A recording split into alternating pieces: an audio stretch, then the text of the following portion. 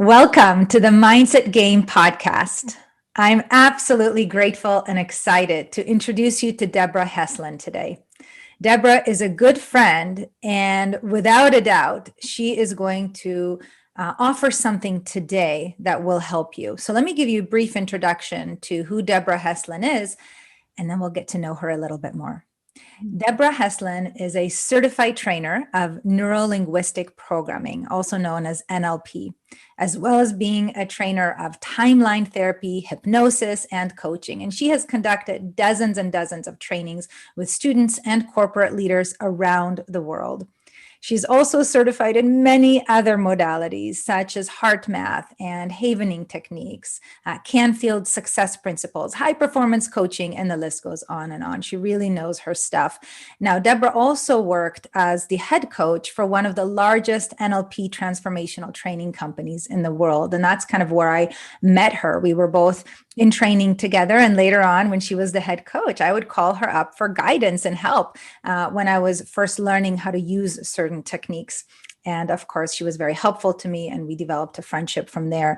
Now, she is currently pursuing her doctorate in metaphysical science, and she finds the healing modalities and spiritual aspects of all of these tools very effective. And so, Debra, welcome. Thank you. That sounds like, I'll be like others. Is that really me that she's talking about? Well, I can vouch for that imposter. Well, having personally worked with you, I can vouch for the fact that you know your stuff and you really do help people create transformational rapid change. So would you be willing to share a little bit how you got into this world and to doing what you do? Yeah, I'd be happy to.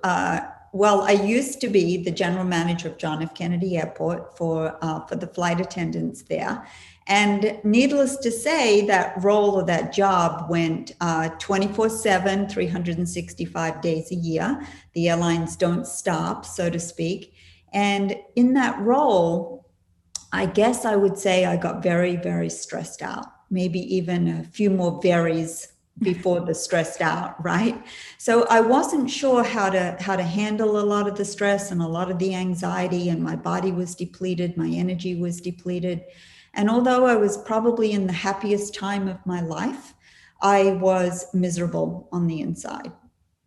And I actually ended up going to a doctor, and the doctor, I told him I was depressed. You've got to give me medication. I've got to feel better. This is just not fun for me. And after listening to me, he said to me, well, actually, you don't show signs of depression.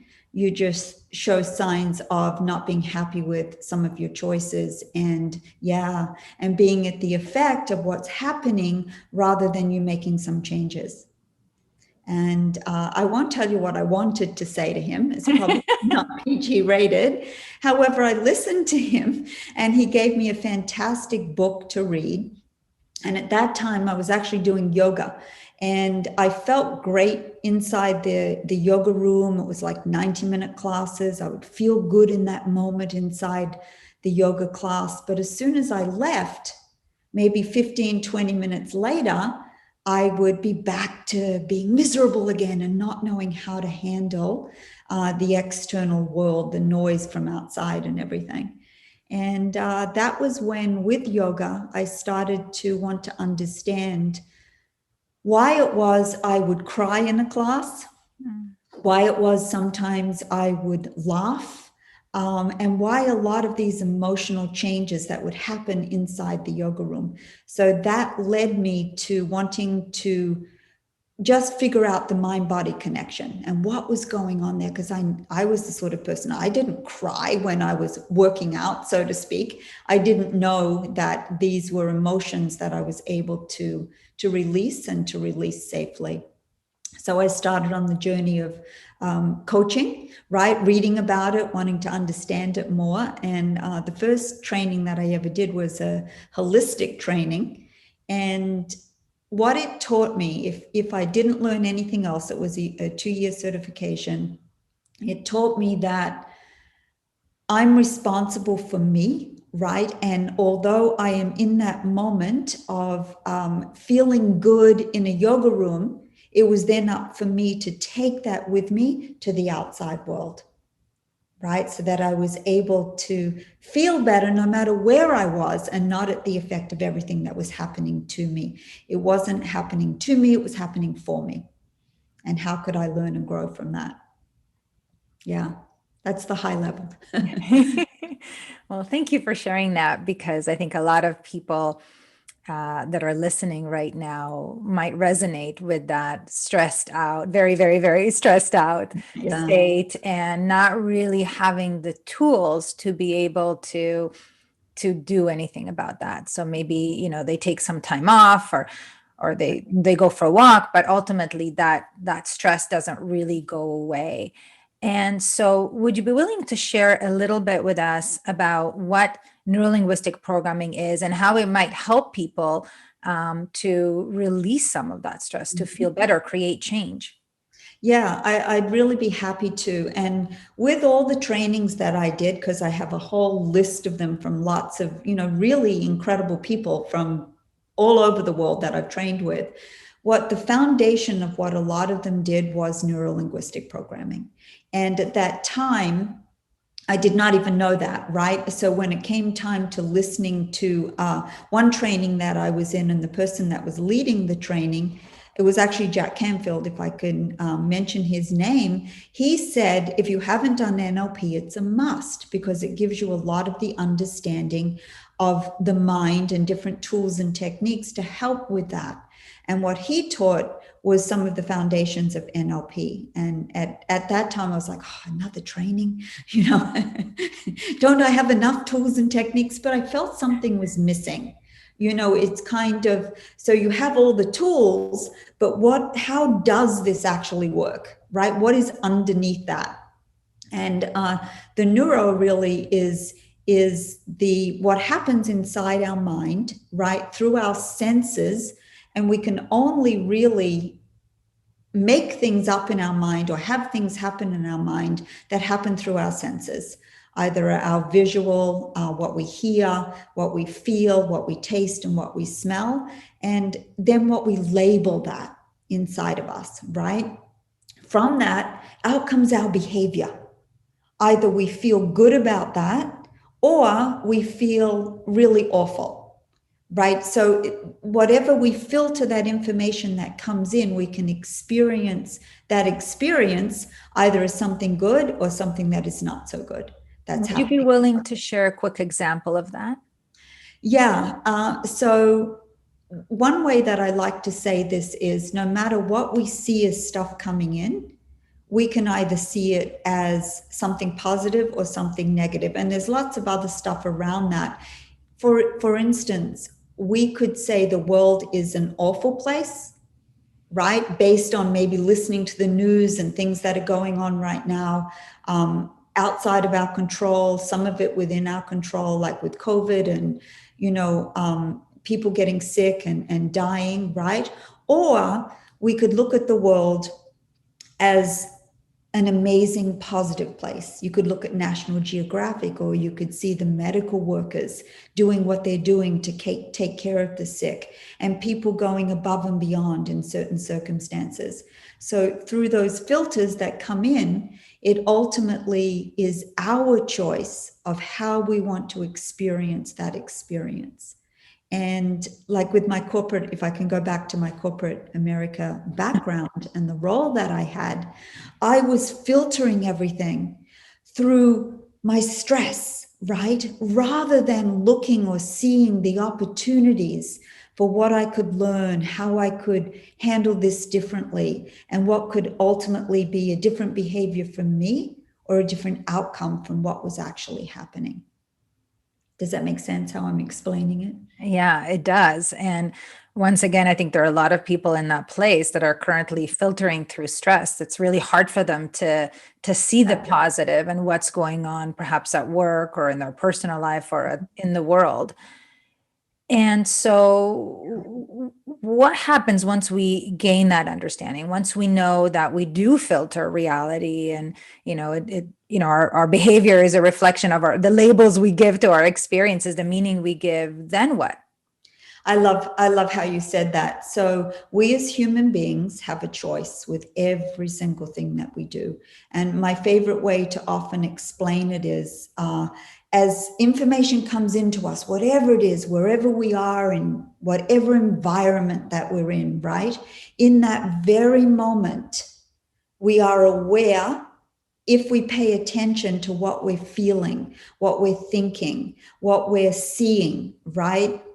What we may be tasting or smelling, or what we're labeling that in that very moment. And in that very moment, because we become aware, is when we have a choice. Ooh, what else could I think? What else could I feel right here? Perhaps there's something for me to learn. Perhaps I could take a breath and focus on what is the ultimate result or the outcome that I want, rather than me being constantly thinking this thought or having this feeling or this reaction to whatever it is that's going on. And the beauty about that, it's like in a second that we can pause, right?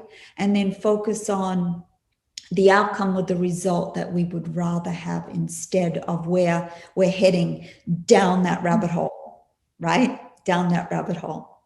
So how do we get that awareness? I'm thinking so many of us are so busy, like, I don't have time to go take a walk. I don't have time barely to breathe. I remember one of the women that I spoke with yesterday said, I don't even have time literally to take a break, to go outside. Or so how do we get that awareness, and what's the point? Well, really, really good question. There's lots of ways to get the awareness. And I even love what you said. I don't even have time to breathe. Well, guess what? We are breathing. We are breathing. If we're not, then we're not listening to this podcast, right? And all of us as human beings or spiritual beings having this human experience, which the human experience can often, not feel good. It could suck, right? So it's in that moment that we allow ourselves, oh, I'm feeling this inside of me. It could be walking to go to the bathroom. It could be walking to grab a glass of water.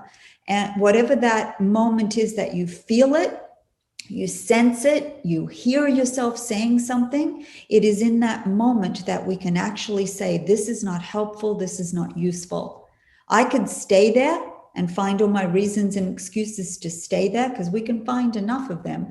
Or we can say, this is not working for me and I don't want to stay there. I would rather work towards this, right? So knowing that we do breathe anyway, taking a couple of mindful breaths in that moment, right, is when we could grab that responsibility back, grab that charge, being in charge of ourselves, to go, okay, this is heading somewhere. I'm going to feel awful later. I'm going to feel even worse than I feel right now, right? And therefore I can take that back and decide what I would rather feel instead of that moment.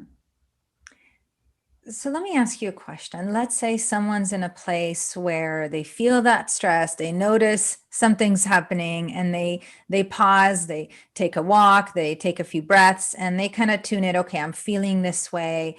Maybe I should think more positively about the situation. And let's say this is someone that really, in their perception, can't control the situation. So their boss is still their boss, their coworker is still their coworker, their kids are still doing what they're doing.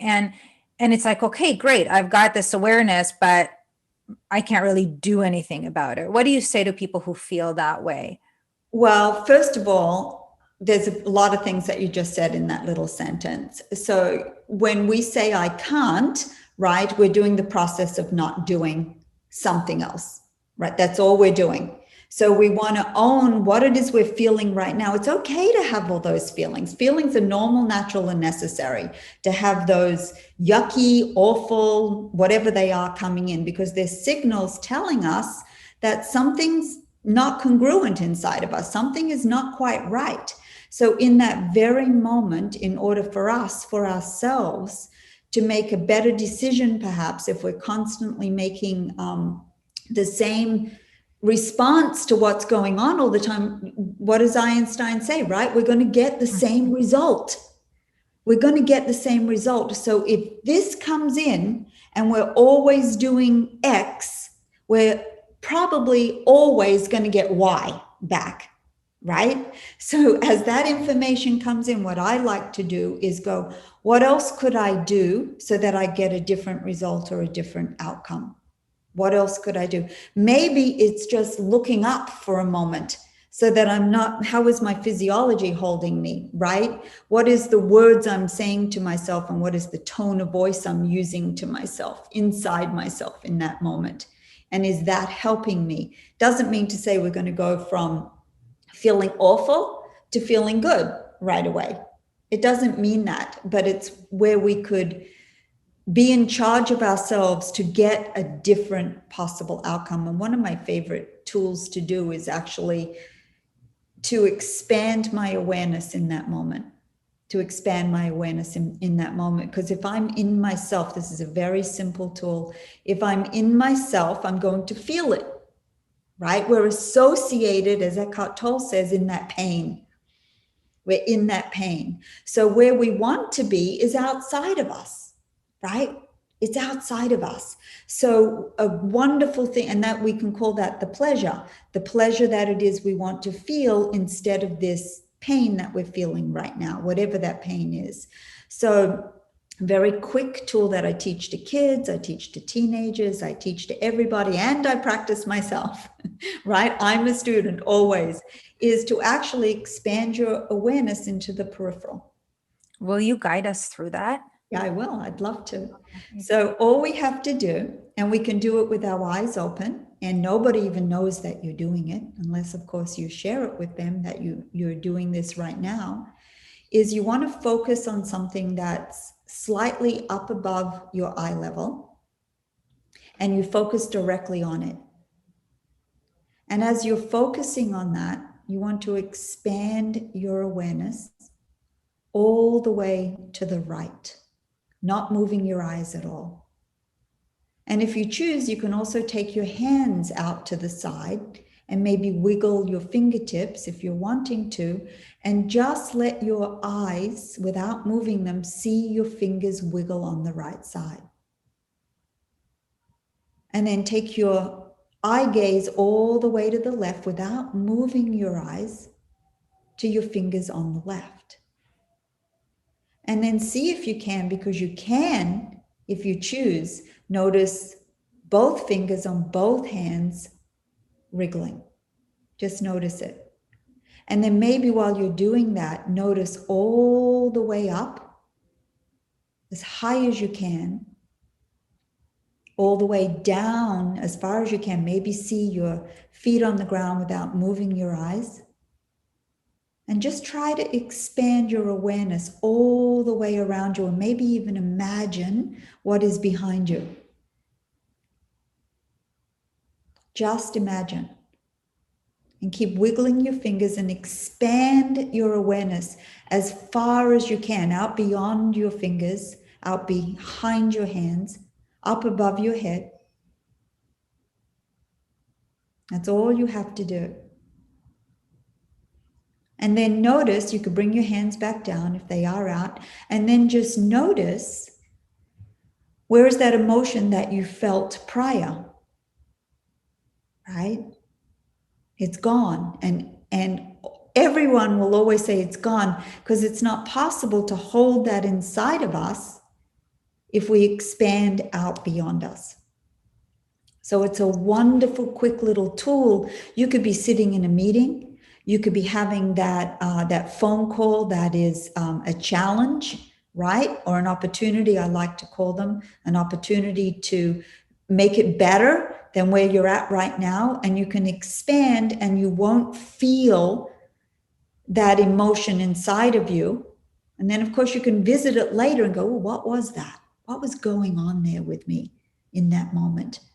But in this moment, it's probably not useful or helpful for you to feel that, and then we might say or do things that we regret, right? So expanding that awareness is just a wonderful, magical, easy tool to do. Wow. Thank you for guiding us through that. I felt that because, of course, as you know, I was playing along, and it is pretty amazing what happens when we allow ourselves to expand our awareness in that way, even just in 30 seconds, right? To be able to just do that. And it does impact how we feel. And then I know that from what you're sharing, the way that you feel then impacts your behavior. 100%. Yeah. Yeah. What other really cool like tools and tips? This was so awesome. There's lots. There's lots and lots and lots. And, you know, honestly, it starts with us being aware. Because without awareness, right, and that is like just in that moment, we can recognize, oh, what am I feeling? Because we're emotional beings and we're going to be driven by our emotions, even if we're not wanting to be driven by that emotion, right? And often because of that, we can go to a place of regret. We can go to a place of regret. And I will ask my conversations with my children, or my conversations with my spouse, or conversations with clients. I don't want to go to that place of regret and then it be in my mind and my body for days, right? So this is a very quick way for us to make a better decision in that moment by pausing and expanding our awareness so we can go to a better state of being. So another tool that's one of my, I have tons and tons of favorites. I'll just share with you, Vera, that when I first started this work, I used to have a shoebox of tools, right? A little shoebox of tools. And this is a metaphor because it would be my mind of my toolbox of tools, right? And I would grab more tools as the learnings came and I would have also a warehouse full of reasons and excuses for why I felt awful or why I felt things weren't going my way, right? And what I ended up doing was I expanded my shoebox and it became a room and it became my home. And then I had to rent a warehouse to store all my tools. And now my reasons and excuses, I still have them because we will, is in a shoebox. And if I want to pull them out, I can pull them out and have those reasons and excuses. I like to go to my tools so that I ultimately feel better. I don't think we wake up and go, I want to have an awful day today. You know, so pulling from those tools to ultimately feel better is how we can, you know, implement more resources. So one of them, you asked me, do I know any more, comes from Walt Disney, right? Who was very, very creative, as we know from, he was also told he wouldn't account to anything because he was too much of a dreamer. And we know what he ended up developing. So he had this fantastic technique that's also taught in neuro-linguistic programming, which is called the Disney technique. Go figure, right? And what you can do if you want to is you can imagine the Mickey Mouse ears and then as big circles, and then another circle as the whole face area. All right. And there's 3 different rooms that you can put yourself in. And the 3 different rooms are the creator, the dreamer, the critic or the spoiler that we could call the other one, and then the realist. And when you're in those rooms, so say there's something you're wanting to work on, and we have that inner voice that's going, oh, you'll never be able to do that. You're not smart enough. You're not good enough. That I felt like I was the only person that ever felt like that. And then, of course, we have the realist that could go, well, how are you going to do that? How is that going to be possible? So a great tool that I use for my clients and for myself regularly if I'm wanting to create and I'm listening to that voice that says, no, I don't know, that's going to be a lot of work and I don't know how you'll do that, et cetera, is I just go into the dream state. And all I do is either I shift my body so that I've moved my body into that state of being as a dreamer. And I write down everything about that it could possibly be, right? Everything. And then you step out of that and maybe you adjust your body to a different position. So that's gone, right? And now you step into the realist. And you put that hat on and you go, how do I make what the dreamer said a reality? What are all the possible ways this could become real? It doesn't mean the realist says, you're not going to be able to do that. We're looking for possibilities, which is amazing, of how I can help the dreamer make that a reality. Isn't that awesome? And then you let go of that. So maybe you want to shift your body around again and push that away. And then you step into the critic's shoes. The critic is not going to pick on and judge. The critic is going to say, okay, dreamer and realist, help me. This is what I see you might have an issue or a problem with. So how can you dream it a little further and make it real? Right? How do you make it become your reality?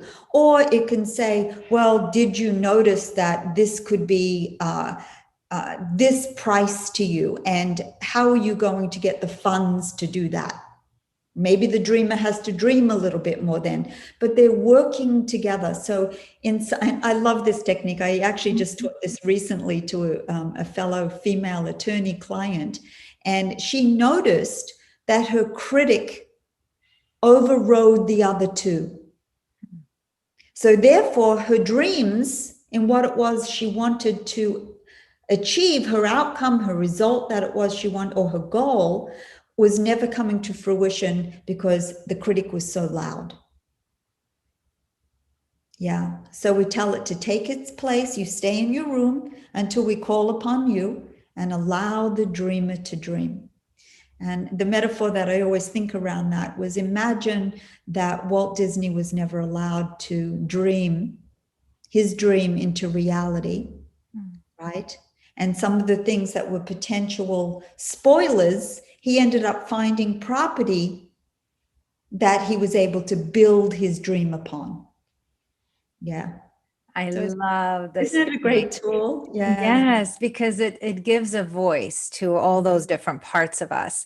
Mm-hmm. And so I would love to ask you, I imagine that many of the people listening have doubt. They have some resistance around what the realist is saying needs to get done in order to achieve the dream.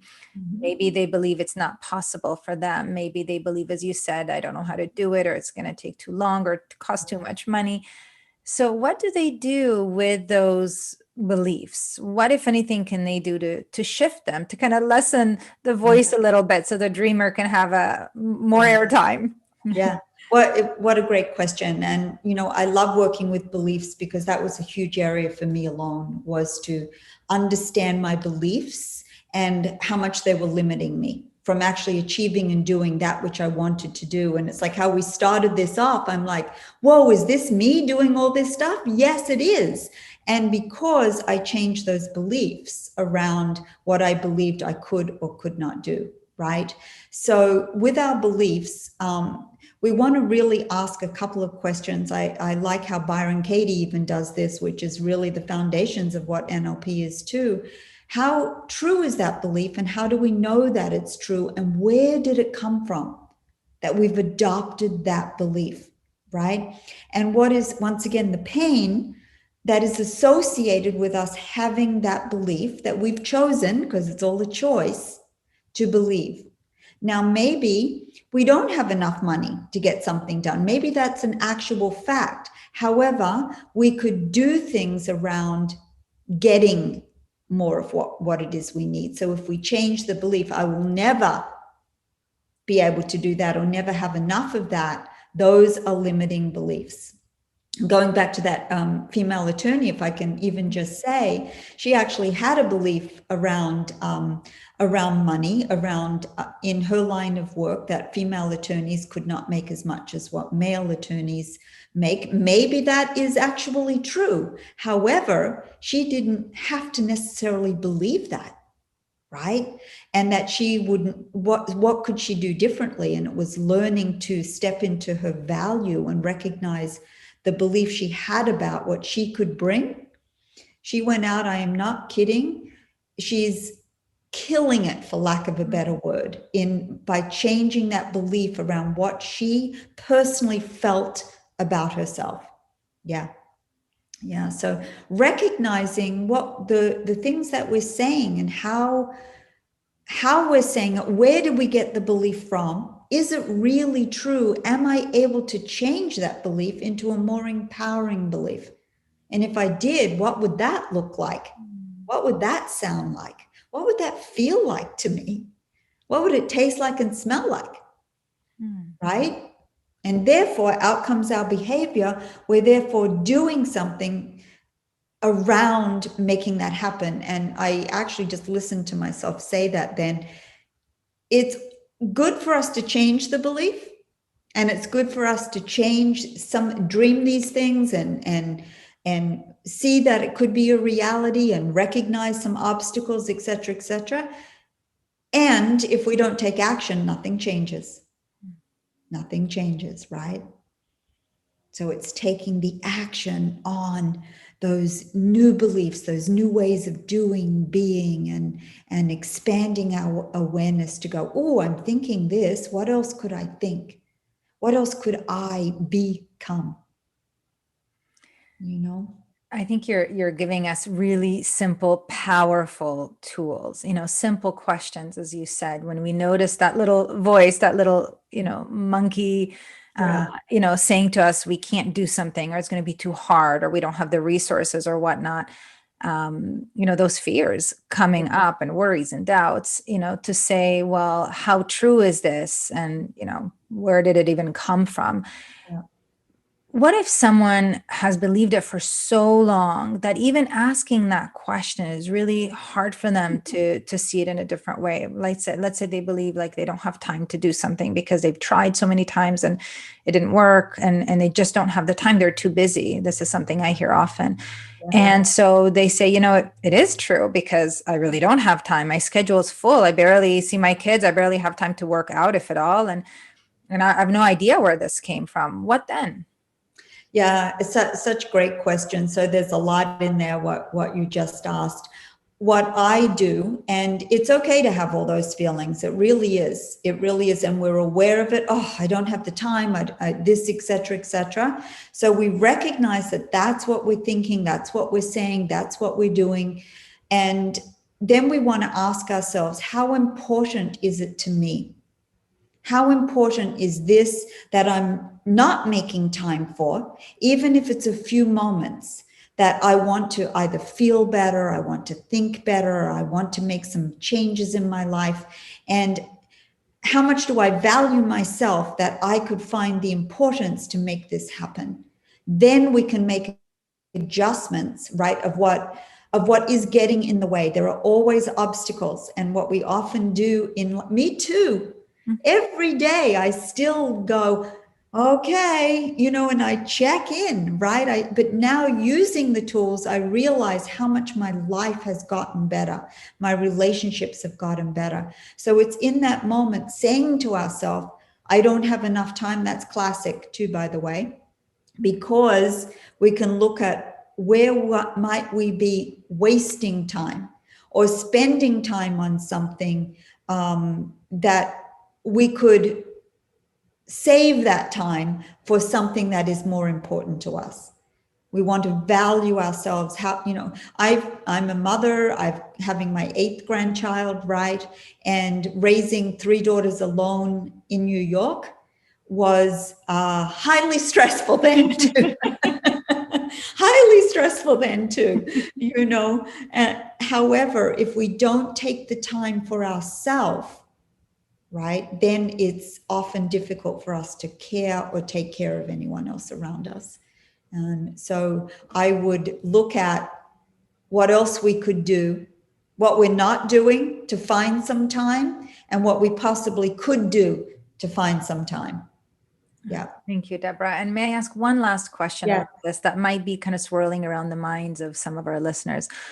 What if the doubt or that resistance is stemming from something outside of us? So let's say we need somebody to do something or to agree with us or support us in order to achieve what we want. So it's not a matter of me creating more time. It's a matter of somebody else doing something for my dream to come true. What then? What can we do? Wow, that's a beauty. That is a beauty. What I would do without knowing all the details around that, right? So very broad spectrum on that. I would look at possibly what I can actually control or be responsible for in that moment, right? Because we can't make anybody or get anybody else to do anything. It's hard enough for us to find the time for ourselves, right? It's hard enough for us to take on more responsibility for certain things. So what I generally do for myself included is, what can I do differently to achieve the result that I want? And then sometimes, not always in that process, the external, we can also see a change from that external because we've taken responsibility. You know, one of my favorite questions to ask when I do relationship coaching is, you know, how much responsibility do you hold? And it's the same thing in the question you asked. How much responsibility do you hold in making this better? And often people will say it's 50-50. Well, it's not, right? It's 100% what I could do to make it different. What I could do. And I'm not going to say that's easy, because it's not. It's not easy. But it's ultimately, how important is it to me to either feel better, be able to think better. And that's where I always ask myself, how important is this to me right now? Because we're not going to have everybody agree with us. We're just not. I can't even agree with me all the time. I'm like, what? Yeah. Wow. Well, thank you. I think there's so many dots, if you will, that have been connected today. I mean, you started out sharing with us around how important it is to be a cause for things in our life rather than at the effect, or blaming others and so on, you know, what's going on in our world or in our lives. And what's really amazing is that when we can expand our awareness, whether it's through the exercise that you had us do in peripheral vision, or the Mickey Mouse, you know, the Disney technique, when we can really kind of tune in and expand that awareness, then we're able to be at that choice and ask ourselves questions like, how important is this to me? And what, if anything, can I do to influence the situation? And where it comes back to NLP is that NLP offers the tools and techniques to be able to gain that awareness and to be able to gain that influence, yes, which starts with rapport with other people, so that they will listen to us and be willing to engage in our dreams and to support us. So, yeah. So thank you, Debra. I'm just completely in awe with all the good that you are doing in our world. I know people who have attended your trainings that, you know, speak so highly about how transformational that experience was for them. In fact, one of my own daughters will be in your training in May, which I'm excited about. So thank you for doing what you do. Thank you for sharing your heart and your time with us today. I think the tools that you've given and the insights are really an opportunity for all of us to just pause, take a breath, and tune into what's important and what we can do to implement those changes in our life, because everything is possible. That's right. So how can people learn more about you, more about your trainings? On my website, of course, at debraheslinwellness.com. And I have a practitioner training coming up in May, another one.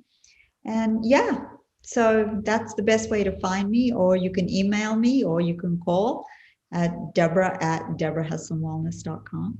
And yeah, and I do want to say one thing, if it's okay.